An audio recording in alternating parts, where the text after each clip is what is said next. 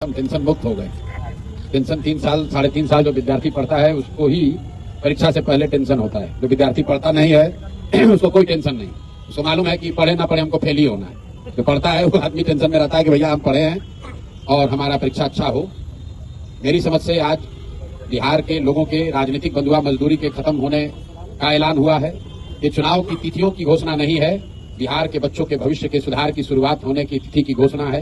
क्योंकि इस बार बिहार जाति धर्म नाली गली मोदी नीतीश लालू प्रशांत किशोर के लिए नहीं, अपने अपने बच्चों के लिए वोट करेगा। अपने बच्चों के पढ़ाई और रोजगार के लिए वोट करेगा।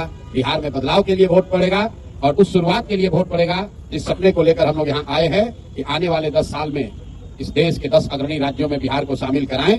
एक ऐसा भी दिन आए जब यूपी पंजाब हरियाणा गुजरात महाराष्ट्र से लोग बिहार में नौकरी मजदूरी करने आए। वैसी व्यवस्था बनाने के लिए वोट पड़ेगा। कोई कितना भी प्रयास कर ले ये परिवर्तित होने वाला नहीं है। बहुत बेहतर है। पहले जो बिहार में 4 चरण 5 चरण में जो चुनाव 2015 में हुआ था, पिछले बार चुनाव 3 चरणों में हुआ था, तो ये कहीं ना कहीं लोगों का मानना ये कई चरण के जो चुनाव होते थे कि उस समय मोदी जी का जलवा होता था और भाजपा के लोग कई चरणों में चुनाव इसलिए कराते थे ताकि ज्यादा से ज्यादा मोदी जी आए और प्रचार करें। ये ऐसी सोच रही है उनकी। मैं भी उस दल के साथ काम मैंने किया है और हम लोग जानते हैं इसीलिए ऐसे 8-8 9-9 चरण में चुनाव कराए जाते थे कि ज्यादा से ज्यादा मोदी जी की सभाएं हो सके। अब कहीं ना कहीं भाजपा ने भी मान लिया है कि भैया मोदी जी कितना भी सभा कर ले उससे परिणाम बदलने वाला नहीं है। इससे अच्छा है भैया 2 ही चरण में कराकर खत्म करो। बिहार की जनता ने बदलाव का मन बना लिया है।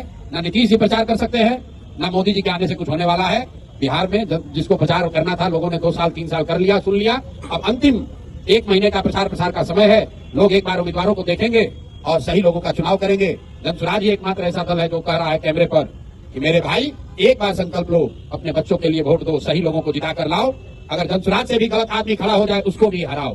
हर हालत में इस बार बिहार के लोगों को संकल्प लेना है कि अच्छा आदमी ही जीतना चाहिए।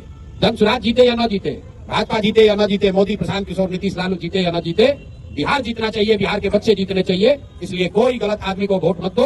अगर वोट दोगे तो याद रखना अगले 5 साल इसी भ्रष्ट व्यवस्था के साथ जीना पड़ेगा। बच्चों को बेरोजगार होना पड़ेगा, युवाओं को बाहर मजदूरी करनी पड़ेगी। मेरे भाई जो बोओगे वो काटोगे। तो ये मौका है बुआई का। बढ़िया लोगों को जिताइए, जो अच्छा लगता है उसको जिताइए, तभी आपका और आपके बच्चों का जीवन सुधरेगा। बिहार में आम आदमी पार्टी ने अपने उम्मीदवारों की पहली सूची जारी कर दी है। आपसे पहले बाजी मार ली आम आदमी पार्टी ने। अब ये कोई पार्टी है? बहुत लोग बसपा वालों ने भी जारी कर दिया है, नीम वालों ने भी जारी कर दिया है। भाई यहाँ 3 सीधा त्रिकोणीय मुकाबला है। लोग महागठबंधन के उम्मीदवारों के बारे में पूछ रहे हैं, लोग एनडीए के उम्मीदवारों के बारे में पूछ रहे हैं और उससे बढ़कर लोग जनसुराज के उम्मीदवार का इंतजार कर रहे हैं। बाकी जितने लोग हैं उसका कोई मतलब नहीं।